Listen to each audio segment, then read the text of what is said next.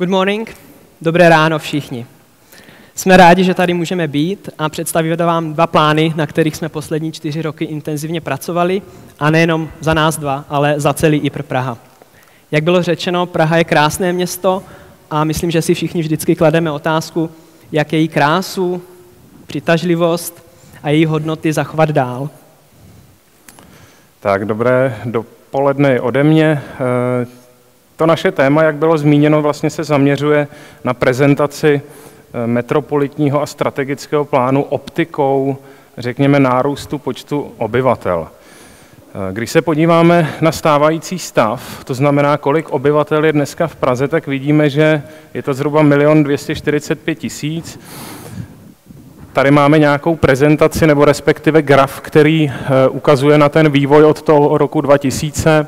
Vidíme tady ten nárůst, který byl způsobený ekonomickou konjunkturou, řekněme, a pak takový pád, který vlastně způsobila ta doznívající globální recese. Nicméně demografická prognoza hovoří o tom, že vlastně nám předkládá 3 nějaké varianty nebo 3 scénáře. Ten první, to je nulová varianta, to počítá s tím, že do roku 2050 bude ten počet obyvatel stagnovat. Nicméně ty 2 varianty, to znamená nárůst, taková ta středová varianta, nárůst o 235 000 obyvatel do roku 2050, a pak je taková ta vysoká varianta, až vlastně nárůst o 450 000 obyvatel. Jako raison d'être toho našeho vystoupení spočívá v tom, že vlastně ty plány jsou koncipovány tak, že Praha může, řekněme, distribuovat nebo přijmout až teda téměř, když to vyostřím, 500 000 obyvatel do toho roku 2050. My tady trochu máme takovou, řekněme, provokativní věc. Praha o Brno větší, jsme si řekli, protože Brno, jak víme, má 400 000 obyvatel, je to druhé největší české město. A dalo by se možná říci, nebo chceme i zdůraznit to, že nejde jenom o prostou, řekněme, integraci nebo začlenění těch 400 000 obyvatel do toho města, ale my chceme zvyšovat nebo nejméně udržet kvalitu života a spíše se kloníme k tomu, že chceme tu kvalitu života zvýšit. Opět nějaký aktuální graf z roku 2016, který se věnuje kvalitě života v jednotlivých světových metropolích, jak evropských, tak tedy světových, a vidíme, že Praha je až na 58. místě. Když jsem tak trošku provokativně zmínil to Brno, tak Brno se nachází v kvalitě života před Prahou, takže od Brna se máme v tomto smyslu docela dost co učit, a musím říct, jestli tady jsou kolegové z Brna, z městského plánování, tak moji kolegové s nima vychází velmi dobře a diskuze o městském plánování, o agendě Smart Cities a tak dále velmi s kolegy plodná. Stejně tak s kolegy z Ostravy, což je 3. největší české město. Čili to jasné sdělení je, že nejen, že chceme prostě adaptovat řekněme, takové číslo obyvatel, ale chceme zachovat nejméně, to je taková ta velmi, velmi malá ambice, ale spíše zvýšit tu kvalitu života v tom městě. Tady vidíme hustotu zalidnění, ukazuje se, že Praha na to kapacity má, samozřejmě ty řekněme nejvíc syté červené oblasti ukazují tu vyšší hustotu zalidnění obyvatel na hektar, což je 200 až 300 zhruba obyvatel na hektar, to vidíme v tom samotném centru, ale takové ty světlejší odstíny, řekněme, té červené, prokazují, že ta Praha má, jak to samotné širší centrum, tak to vnější centrum, když to tak nazvu, tak má značné rezervy. Je zřejmé, že k tomu, abychom mohli teda přijmout, nebo řekněme, já furt hledám takové to pravé slovo, jestli to je integrace, nebo jestli to je nějaké začlenění takového nárůstku počtu obyvatel, tak k tomu můžeme přistoupit variantně. V zásadě my jsme s kolegou dali dohromady 6 základních scénářů, jak k této problematice přistoupit. Scénář číslo 1 jsme nazvali rozvoj na zelené louce a poprosím Jaromíra, aby na mě navázal. Je to rozvoj, který asi všichni znáte a není potřeba ho příliš rozvíjet. Tady vidíte obrázek z jihozápadního města, kde pokračuje rozvoj zástavby směrem na západ a v duchu vlastně nového developmentu v Praze. Co je ale důležité si uvědomit, je, že čím dále jsme od centra, tím narůstají náklady, paradoxně ne na výstavbu, ale na údržbu. Na IPR Praha jsme spočítali, jaké jsou náklady ve vztahu k dlouhodobé údržbě a správě území. Vidíte, že nejmenší náklady jsou v tom kompaktním městě uvnitř a také si můžete všimnout, že centra, která vznikla v průběhu 19. a pak 20. století, jako je třeba Pankrác, Dejvice nebo Vinohrady, tak mají ještě pořád přiměřenou cenu v těch nákladech. Vědomi si těchto věcí jsme ale plán připravili a rozvoj Prahy tak, že respektujeme ty plochy, které byly doposud vymezeny pro rozvoj na těch zelených loukách hned za Prahou, protože chceme zachovat právní kontinuitu v území. Mohli bychom samozřejmě říkat, jestli je to správně nebo ne, ale domníváme se, a takto představujeme plány, že bude asi dobré a rozumné pokračovat v tom rozvoji, který byl minulých 20-30 let v těchto územích předpokládaný. Dalším scénářem, který se hned nabízí, je, tak máte asi území vevnitř Prahy. V 20. století se hodně změnil pohled na dopravu, na průmysl, města se měnila, jejich skladba výrobní a vůbec to, jak ve městech žijeme. Tady hovoříme o prostorech a místech ve městě, která jsou známá pod názvem Lost Spaces, Vák terén, nebo také Inner Peripheries, vnitřní periferie. Jsou to jizvy města, které bychom rádi zacelili v plánu. Tady můžete vidět dneska velké rozvojové území, ale vlastně území, které čeká na svůj rozvoj, které by mohlo propojit 2 čtvrti v jedno. Jsou to Bubny. Když se podíváme, jak to tam vypadá dnes, tak je to typický brownfield, opuštěné železniční seřazovací nádraží. Toto místo také je spojeno s příběhem a s historií, nepříliš hezkou. Bylo to místo, odkud byli odváženi Židé z českých zemí v průběhu druhé světové války, ale upozorňuje to a umožňuje to vlastně dostat do těchto území také příběhy a vrstvy z historie a promítnout je potom do budoucna. Takže tato místa mají velký potenciál a mohou propojit to staré s novým a domníváme se, že jejich kapacita je skutečně velká. Mohou ubytovat určitě přes 100 000 obyvatel a nachází se, a to je důležité říct, v těsné blízkosti centra Prahy. Takže by mohli odlehčit, dalo by se říct, přetíženému historickému jádru a jsou dobře dostupná a napojená také na vybavenost města. Hovořil jsem tady o nějakých příbězích a charakteru místa, ale také důležité vzhledem ke kvalitě života obyvatel do budoucna, je nutné si uvědomit a podporovat zvyšování určitých míst a kvality ve městě. Takže tady je mapa, která ukazuje deficit parků v Praze, který jsme zpracovali. Tmavě zelená jsou území, která naznačují velké parky, metropolitní, až postupně po ty nejsvětlejší, která ukazují malé parky místní nebo lokalitní. A to, co vidíte šrafovaně, tak to jsou městské džungle. To je území, které je nevyužívané, nemá určitý svůj typický charakter a je to místo, které má potenciál pro to, aby bylo přetvořeno. A červeně můžete potom vidět místa, která vykazují velký deficit parků. A co je zajímavé, tak se velmi shodují s tím, kde je možné v budoucnu uvažovat o té přeměně těch ztracených míst v Praze. Takže vědomi si těchto věcí jsme připravili v plánu hierarchii parků, jak jsem o tom hovořil. Ty nejtmavší jsou metropolitní a potom jsme navrhli dotvoření parků v těch místech, kde jsme našli deficity. A abychom ještě více podpořili tu dostřednost a to, že je potřeba se skutečně vrátit do města, kde můžeme nalézt i velké kvality pro život, tak jsme vytvořili krajinné rozhraní, kde kolegové strategové by mohli v prvé řadě směřovat investice pro rozvíjení rekreace a volnočasových aktivit v zázemí Prahy. A ještě další scénář, o kterém pohovořím, je další scénář, který se nabízí, a to jít do oblak. Možná znáte projekt Paříže, který navrhoval zvýšit v Paříži jedno podlaží všude na všechny bloky. Tak Nevím, jestli něco takového bychom chtěli udělat v Praze. Máme několik výškových staveb. Tady se můžete podívat na Pankránskou pláň, možná do budoucna nějaký business district v Praze, ale je to otázka. Jestli obyvatelé Prahy budou chtít přijmout to, co teď ukážu.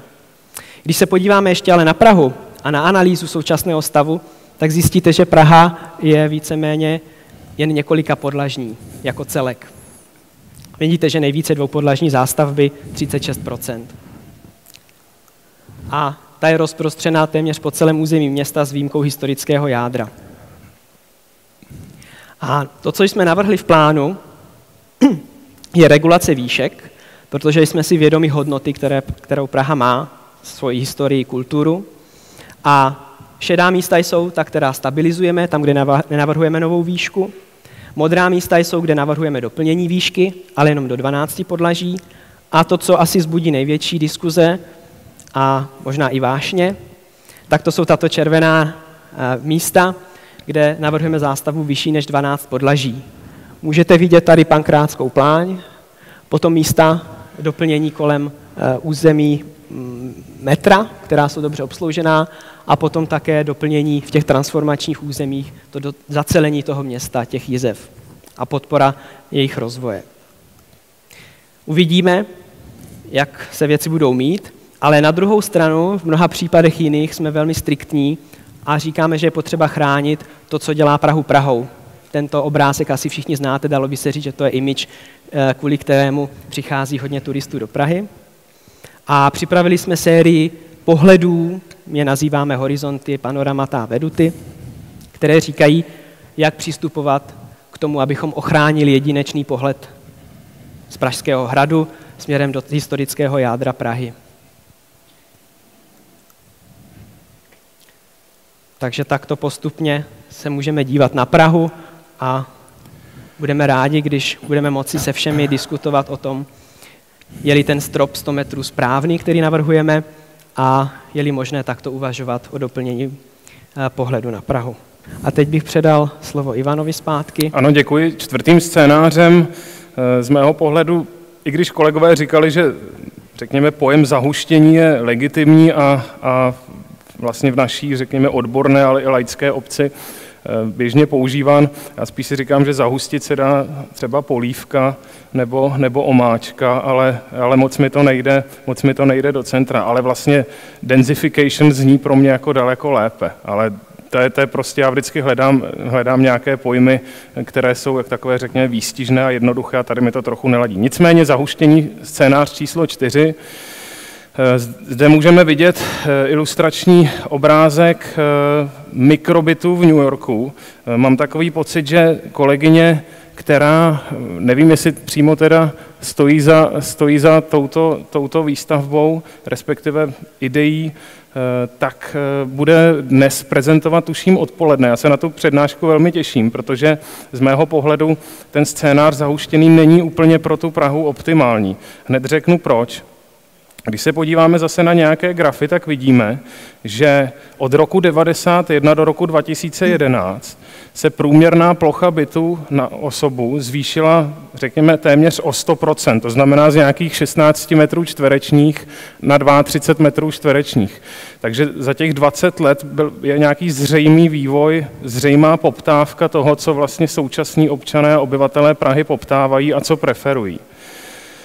Na druhou stranu, byť v Praze byl zaznamenán tento, řekněme, relativně zásadní nárůst nebo zásadní poptávka po větších bytech nebo po větším bydlení, tak je zřejmé, že v nějakém takovém srovnání s těmi referenčními metropolemi, které mimo jiné právě vykazují to vyšší míru kvality života, než máme prozatím my v Praze, tak stejně zaostáváme. Podíváme se třeba na Vídeň, tam má 45 metrů, přes 45 metrů čtverečních na osobu a Praha má 30, to znamená, to je o nějakou celou třetinu více.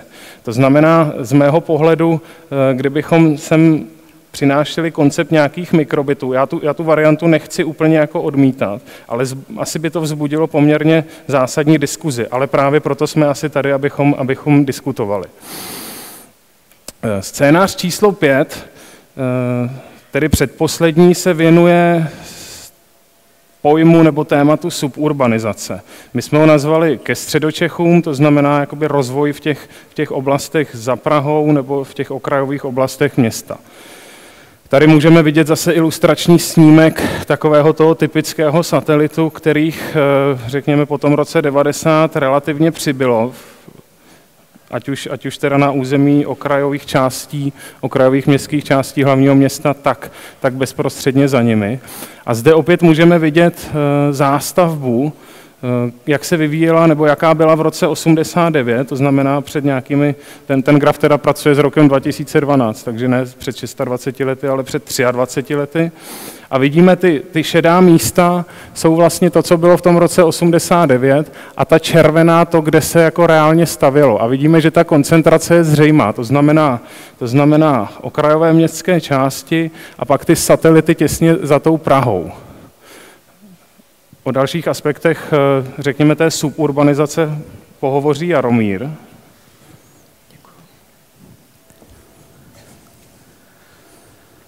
Další graf, který na to navazuje a dokazuje ty tendence, tak je nárůst automobilové dopravy individuální, kdy je vidět, že v těch 90. letech došlo k výraznému nárůstu, jak na okraji, tak uvnitř města. Samozřejmě to bylo způsobeno změnou stylu života, ale je evidentní, že ten okraj byl způsoben hlavně suburbanizací. To, co je zajímavé sledovat, a my jsme s tím počítali i v plánech, je, že v současné době jsme možná dosáhli nějakého stropu a byli bychom rádi, kdyby suburbanizace nepokračovala takovým tempem nebo nepokračovala vůbec a kdyby se nám podařilo vlastně tento trend, který sice byl asi spjat s rokem 2008 a následnými roky, kdyby se nám podařilo ho zachovat do budoucna. Asi jste všichni jeli městskou hromadnou dopravou, nebo v převážné míře. Praha má výbornou veřejnou dopravu, také to ukazují podíly na motorové dopravě a co ještě zajímavější, když se podíváme potom na celkovou kapacitu, která je dána motorovou i nemotorovou dopravou, tak je vidět, že automobilová doprava se podílí pouze 33%. Pokud chceme zachovat tuto věc, tak si myslíme, že skutečně scénář suburbanizace není ten pravý a že budeme mít hodně co dělat, abychom tato čísla udrželi, popřípadě ještě zlepšili, tak jako ostatní města se o to snaží kolem nás. A že tento obrázek zůstane nadlouho v archivu a nebudeme k němu přidávat další červená místa. A poslední scénář, který dotváří to přemýšlení o těch místech a o těch možných scénářích, je dostavba. Fill in anglicky. Je to dostavba proluk a míst, která jsou ve městě k dispozici. Ačkoliv se to nezdá, tak Praha jich má hodně a má je dokonce i v historickém jádru města. Tady můžete vidět například Národní třídu, kde je pro cizince Národní divadlo a je to opravdu noblesní třída. Tady je na Poříčí. A o co nám jde v plánu, je zachovat hodnotu a podpořit aktivity v místě, v sousedství těch míst. Takže když hovoříme o dostavbě těchto proluk, tak v souladu s tím charakterem, který v území je, to znamená respektovat uliční čáru, respektovat sousední objekty a respektovat určité měřítko místa. Tak, abychom podpořili komunitu a život v těchto místech. Tady potom vidíte, jak tu věc vizualizujeme v plánu, kdy to je ten konkrétní případ. Červeně jsou místa určená pro dostavbu, zeleně vymezujeme jasně parky ve městě, aby bylo jasné, co je park. Šedě hovoříme o veřejných prostranstvích, což znamená ulice a náměstí. A poslední věc, kterou můžete vidět, jsou bílá místa, což jsou bloky, urbání bloky určené k zástavbě. A aby to bylo ještě čitelnější a zřejmější, co myslíme, tak vám ještě ukážu jiný případ, který bude ještě víc ilustrativní. Toto je známá čtvrť Hanspaulka, kde mimo jiné bydlel Václav Havel. A můžete vidět, že když uvažujeme o dostavbě, tak uvažujeme zase ve stejných proporcích, měřítku a typu zástavby.